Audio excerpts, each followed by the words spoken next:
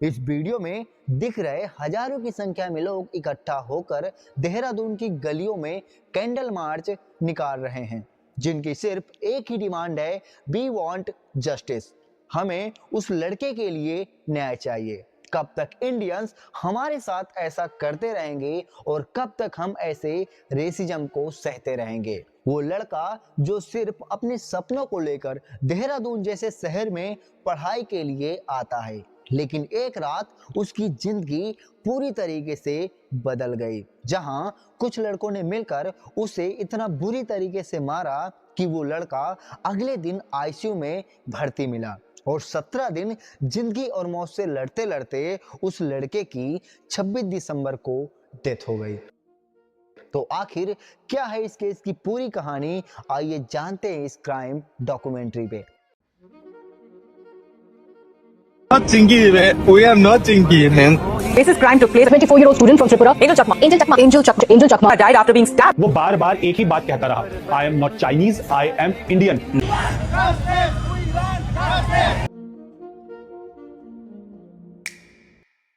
Angel Chakma एक 24 वर्षीय MBA student जो त्रिपुरा के उनाकोटी डिस्ट्रिक्ट के एक चाकमा कम्युनिटी से बिलोंग करता है। उनके पिता तरुण प्रसाद चाकमा एक बीएसएफ जवान जो बॉर्डर प्रदेश की सुरक्षा करते हैं, जिनकी वर्तमान में पोस्टिंग मणिपुर में थी। एंजल चाकमा अपनी जनरेशन का एक पहला लड़का था जो अपने सपनों को और अपनी एजुकेशन को कंप्लीट करने के लिए 2000 किलोमीटर दूर नॉर्थ ईस्ट से देहरादून आया था, जहां एंजल और उसका एक छोटा भाई माइकल सेलाकई इलाके के आसपास एक रेंटेड हाउस पे रहते थे।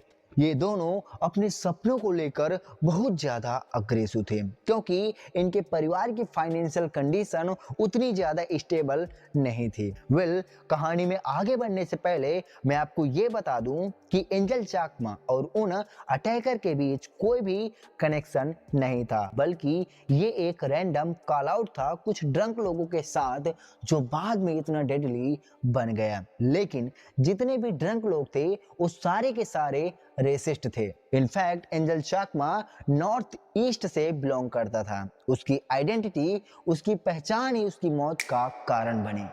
9 दिसंबर 2025 शाम के करीब 6 बजे ये वो दिन था जब एंजल चाकमा और उसका छोटा भाई माइकल चाकमा सेलाकई इलाके में कुछ सामान लेने के लिए गए थे, जहां कुछ ड्रंक लोग वाइन शॉप से बाहर निकलते हैं, जो सारे के सारे नशे में धुत थे। वो माइकल चाकमा को देखते ही उसे रेसिस्ट करने लगते हैं, उसे चिंकी, चाइनी और मोमो जैसे शब्दों से पुकारते हैं। इवन माइकल को बहुत गंदी गंदी गालियां भी देते हैं। हम लोग, मैं था, मेरा भैया था, हम लोग 2 दोस्त हम लोग के साथ हम लोग गए थे सामान लेने के लिए। तो हम लोग उधर पे तो हम लोग अपना सामान वामान लेते हम लोग के साथ। उधर पे उन लोग का ग्रुप था उधर पे पूरा, तो उन लोग थोड़ा पी रखा था उन लोगों ने। हम उधर पे गए, हम लोग आ रहे थे उधर से। तो हम लोग आए तो हम लोग अपना बाइक से अपना आ रहे थे हम लोग सर।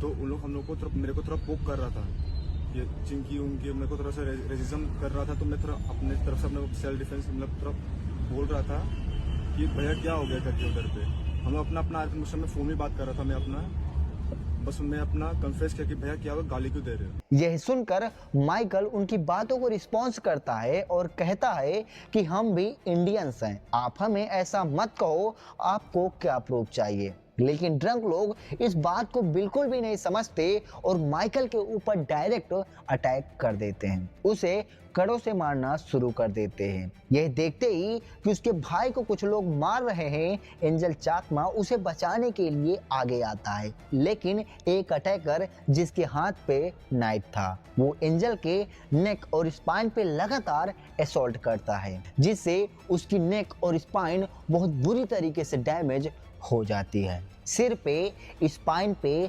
गर्दन पे और पेट पे। किसी ने रॉड से मारा तो किसी ने दूसरे हथियारों से मारा। इतना बुरी तरीके से उन दोनों को मारा कि माइकल और एंजल वहीं जमीन पर गिर गए। लेकिन फिर भी उन ड्रंक लोगों के अंदर एक भी इंसानियत नहीं थी कि वो लोग उनकी मदद कर दें। वो लोग सीधा अपनी मोटरसाइकिल से वहां से फरार हो जाते हैं। सिंस इस वीडियो में आप क्लियर देख सकते हो कि एंजल के साथ जो भी हुआ वो कोई अकेली घटना नहीं थी। हर क्राइम सीन पर कुछ ना कुछ लोग मौजूद होते हैं, पर कोई व्यक्ति किसी की मदद करने के लिए आगे नहीं बढ़ता। वो सिर्फ तमाशा बने उस क्राइम को होते हुए देखते हैं। खैर, वो दोनों भाई जमीन पर पड़े थे, एक जिंदगी और मौत से लड़ते हुए तो दूसरा ब्लीडिंग के साथ। जब माइकल को होश आया तब माइकल ने और कुछ लोगों ने मिलकर एंजल को ग्राफिक एरा हॉस्पिटल पहुंचाया। बट यू नो व्हाट कि एंजल के स्पाइन पे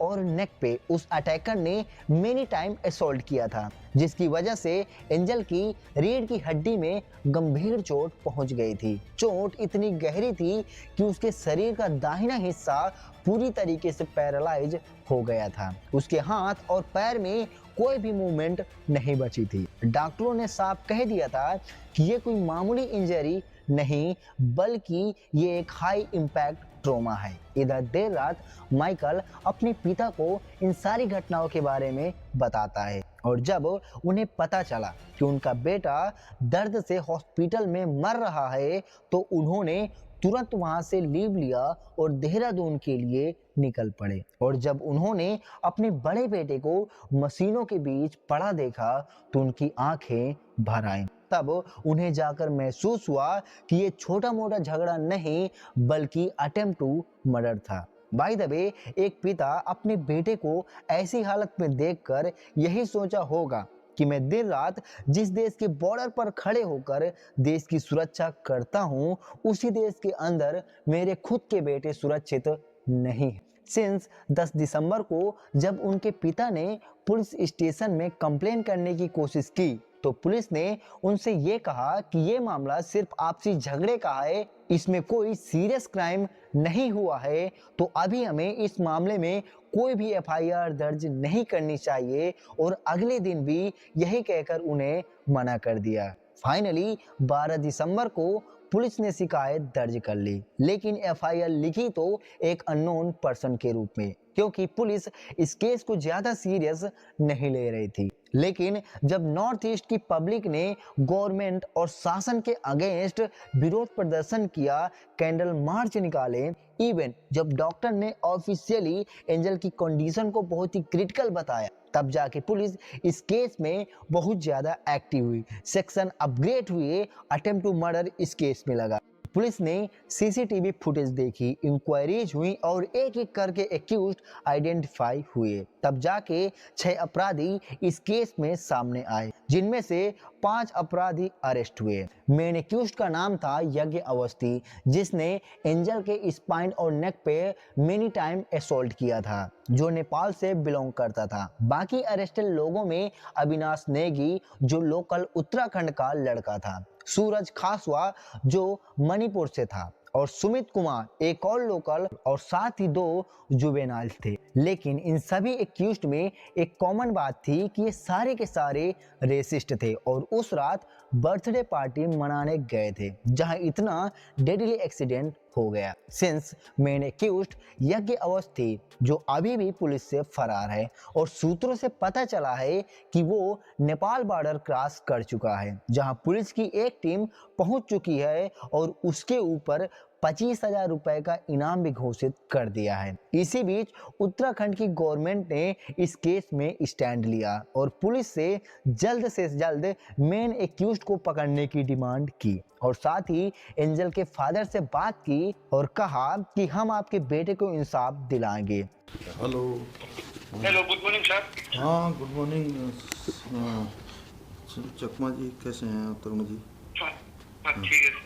बहुत हमारा एक्चुअली में बहुत ही दुखद घटना हुआ। हम बहुत दुखी हैं इससे, और इस पर हमने बहुत सख्त कार्रवाई के लिए कहा है यहाँ पर, है ना। और पांच लोग जो भी इसमें थे बदमाश, 5 गिरफ्तार कर लिए गए हैं जो भी। ये सब चल ही रहा था कि तभी पुलिस ने इस केस से रिलेटेड सबसे शॉकिंग स्टेटमेंट निकाले। उन्होंने कहा कि हमें यहाँ पर ऐसा कोई भी रेशियल वायलेंस देखने को नहीं मिला, ये सिर्फ एक हंसी मजाक था जो बाद में इतना वायलेंस हो गया। A senior police official claimed that there was no racial angle to the murder of a Tripura student, Angel Chakma. Anyway, FIR में माइकल ने खुद स्टेटमेंट दिए थे कि उनके साथ उन 6 ड्रंक एक्यूज ने रेसिस्ट किया, उन्हें गंदी गंदी गालियां दी, लेकिन पुलिस इस बात को मानने के लिए तैयार नहीं है। खैर, सच्चाई क्या है ये तभी पता चलेगा जब मेन एक्यूज्ड यज्ञ अवस्थी पुलिस की कस्टडी में आएगा। इधर एंजल की कंडीशन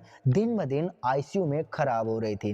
कभी वो स्टेबल रहता तो कभी उसकी कंडीशन क्रिटिकल हो जाती। उसके स्पाइन में गहरी इंजरी होने के कारण उसके शरीर का आधा हिस्सा पैरालाइज हो गया था। उसके डैड दिन रात आईसीयू में उसके साथ रहते और उसका छोटा भाई माइकल ये सोचता कि मैं किस तरीके से अपने भाई की मदद कर सकूं। लेकिन 17 दिन जिंदगी और मौत से लड़ते लड़ते 26 दिसंबर 2025 को एंजल चकमा ने अपने पिता के सामने उस हॉस्पिटल में अपनी आखिरी सांस ली, और अब ये केस अटेम्प्ट टू मर्डर से मर्डर में बदल गया। एंजल की बॉडी उनके परिवार को सौंप दी जाती है और वो लोग एंजल की बॉडी को त्रिपुरा में ले जाकर फ्यूनरल कर देते हैं। खैर, ये केस आज की डेट में भी चल रहा है और यज्ञ अवस्थी के ऊपर 25,000 से बढ़ाकर 1 लाख रुपए का इनाम भी घोषित कर दिया है। बाय द वे, उनके डैड ने मल्टीपल टाइम मीडिया में इंटरव्यू दिए जहां उन्होंने सिर्फ रेशियल एब्यूज का जिक्र किया, और जाते जाते उन्होंने एक हार्ट टचिंग लाइन बोली, वी आर इंडियंस टू।